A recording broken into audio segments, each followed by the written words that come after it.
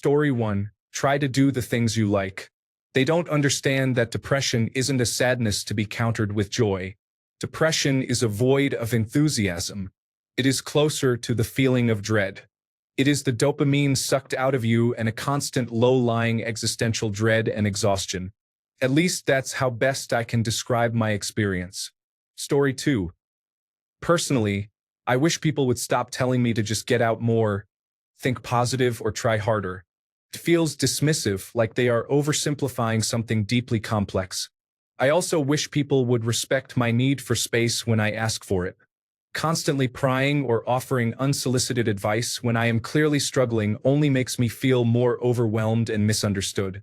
Sometimes, just being there quietly or letting me take the lead in the conversation is the most supportive thing someone can do. Story 3. Just tired of the same old stuff. Have you tried medication? Have you tried therapy? Have you tried exercise? Doctors treating the symptoms but not the root cause. Story 4.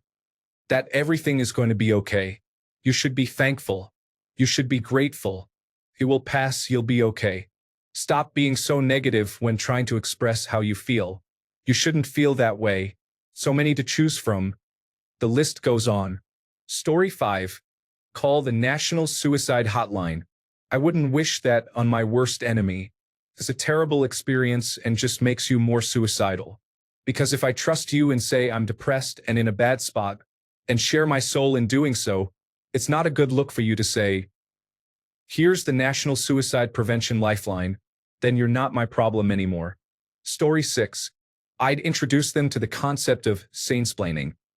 When a person without personal, social, or vocational experience with depression tries to explain depression to someone who does know about or experiences it, I think it's kind of related to the Dunning-Kruger effect in that there's confidence in their knowledge of how to help. Story 7. People think depression is just about being sad. For me, depression is not planning my future anymore, just going day to day. Depression is spending nearly $600 on a PlayStation 5 and some games only to play it that weekend and never play again. Depression is sleeping all day because it is better than being awake. Depression is backing out of your birthday dinner with family at the last minute because you cannot socialize.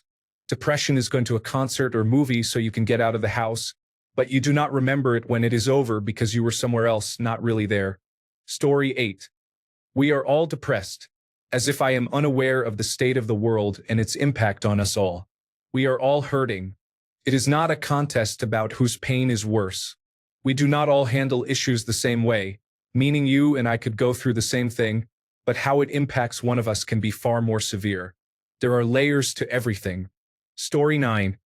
I'm depressed too. My brother does, admittedly, have a stressful job that he hates. But he lives alone and can come and go as he pleases. I'm stuck with a husband who had a stroke and is entirely dependent on me. There's no way out and I'm depressed as hell. And no one I know understands or wants to know what my life is like. Story 10. No, it genuinely doesn't until hitting rock bottom and then working our way back up. A rebuild. Anyone who's battled legitimate depression wouldn't say, it gets better. To someone in the midst of it, for goodness sake. Story 11. The two phrases I hear a lot are, stay positive. The good always outweighs the bad. Or, have you tried going outside, going for a walk? Trying to exercise or move your body? Guys, my depression is a 10,000-ton lead suit that makes moving impossible some days, especially with my hip dysplasia. The catastrophic or apathetic thinking doesn't do well for someone who's been hospitalized multiple times. Positivity does not magically turn depression off, and neither does moving your body. I was active at one point and still just as depressed and unhinged as I am now. Story 12. Suggesting therapy. At my lowest, I was in a situation where I couldn't afford the copayments at all. Other times, due to moving a few times, I was on a wait list for several months. One time, I waited a year to get into an intensive specialized program. The same week I got in, life happened, and I found out I had to move again. I really wanted to be in therapy. I just couldn't. Story 13. Sometimes your surrounding circumstances, those that you have no control over, can cause depression without you being able to do anything about it. Telling people to stay positive and all that nonsense may very well be like advising them to go mad and deny reality. Story 14. It gets better is a nice sentiment but a little misguided. It doesn't just spontaneously get better. You have to put the work in, which of course is a lot easier said than done. Also, stuff like "you have such potential," while they mean well and want to encourage you to improve, basically comes across as "you're a shadow of what you should be," which just brings about more shame. Definitely not the best thing to say to someone at rock bottom, even if it's true. Story 15. Just go outside and walk more. Completely ignored the fact I have degenerative disc disease in my lumbar spine, which means I can walk for only 30 minutes at a time in great pain before I can't feel my legs anymore and fall, and it cripples me for the rest of the day to do so, which does not help my mental health at all. But I did it anyway. I pushed myself and fell a lot but kept doing it anyway because that's what absolutely everyone kept insisting I do. Ignored my limits to make people happy like I always have. You know what happened? I slipped a disc, almost became paralyzed, barely avoided surgery to correct it, and was bedridden and could barely take care of myself for almost 2 months. I still can't bend over or walk for more than 5 minutes, either. So forget everyone that says walk more to cure depression because it seriously made all of my health problems significantly worse. Story 16. Just cheer up. Let it go. Let yourself move forward. Like, no, I'm sorry you misunderstood. I am walking into a wall of sadness while you're walking around in healthy air, unfaltered. It's not the same. Telling me to cheer up isn't helping me and it won't ever help me.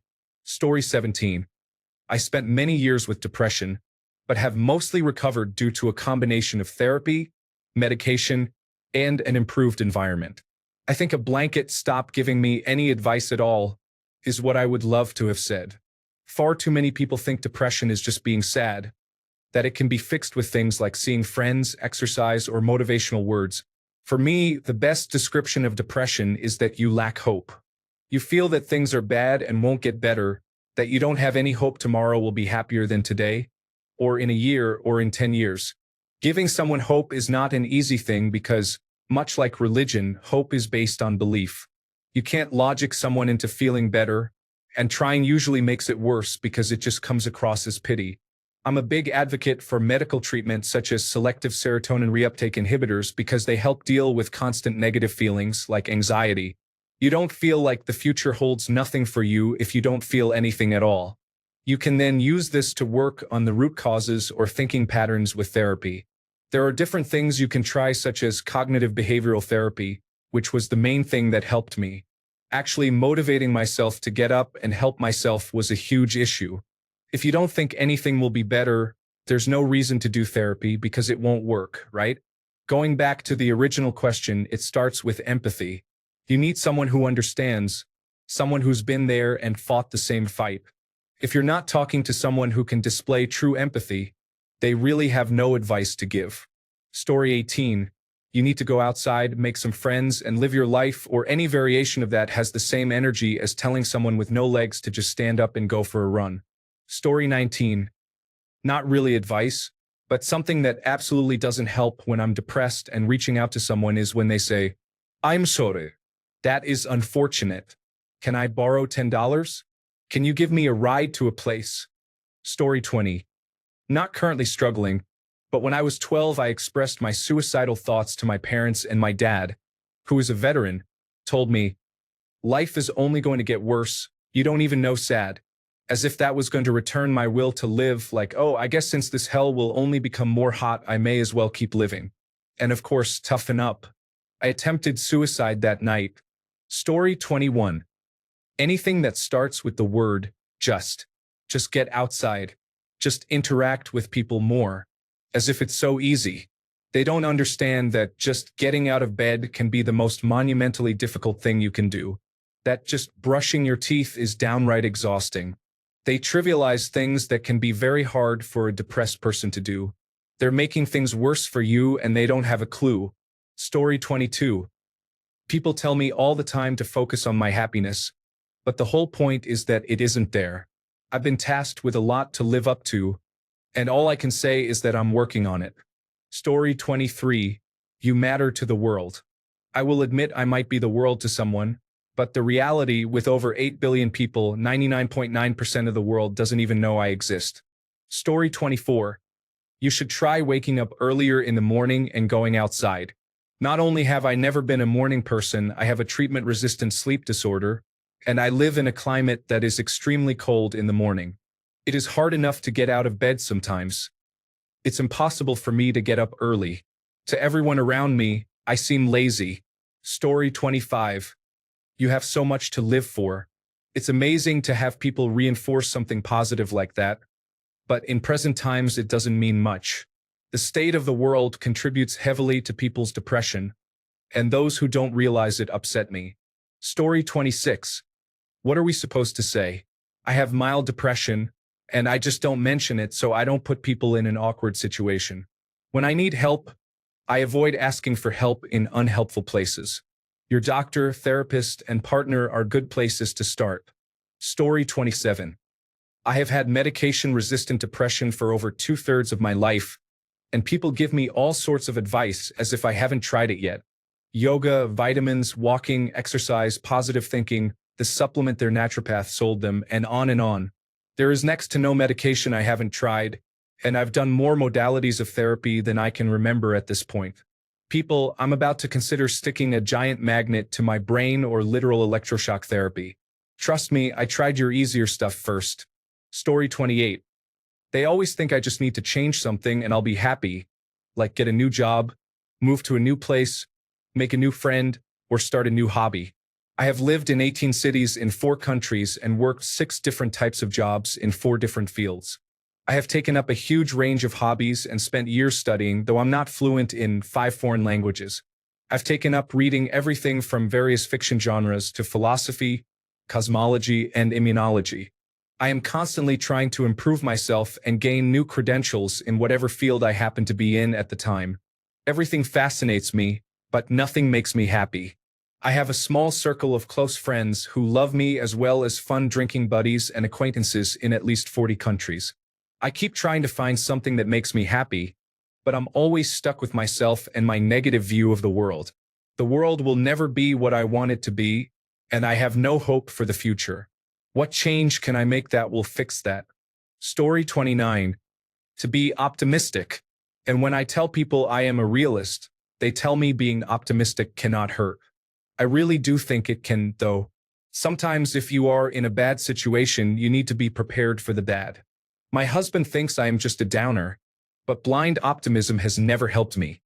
It's only helped me to get slapped in the face with reality. Story 30. I have on more than one occasion been told all I need to do is pray. They were actually coming from a good intention place, but no, thank you, I will stick with medicine. Story 31. I hate it when some social event comes up and I don't want to go.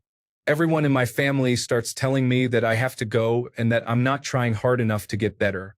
I get it. I do agree I need to go out more and socialize, but that doesn't mean I'm not allowed to choose where I'm going. I don't think I'm missing out if I don't go to some political or religious event or don't go third-wheeling with my brother and sister-in-law. If I were normal, nobody would question me for not being interested in those things, but because I'm depressed and have social issues, I'm apparently obliged to go to every single gathering in my vicinity. Story 32.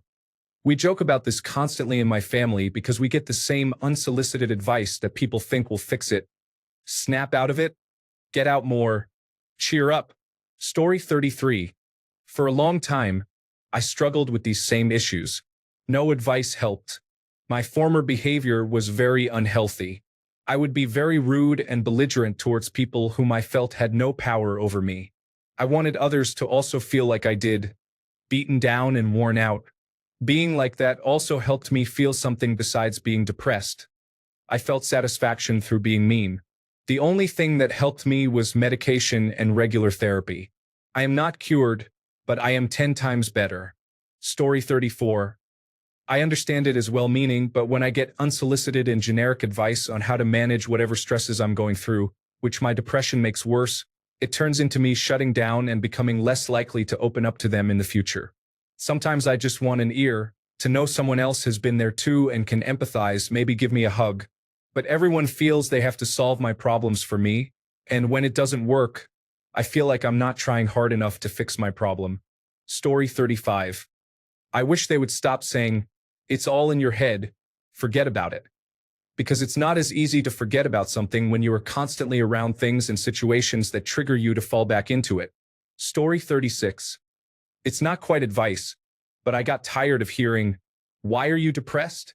As if all depression has some horrific origin story. Plenty of times that's true, when it could just be the result of a chemical imbalance in the brain that occurs naturally, like in my case. Story 37. I think you just need to spend quality time connecting with people who understand you. My inability to do that is literally why I'm feeling depressed. If I were able to, I would have. I'm disabled and have a very weak immune system, so I can't do a lot of what other people can.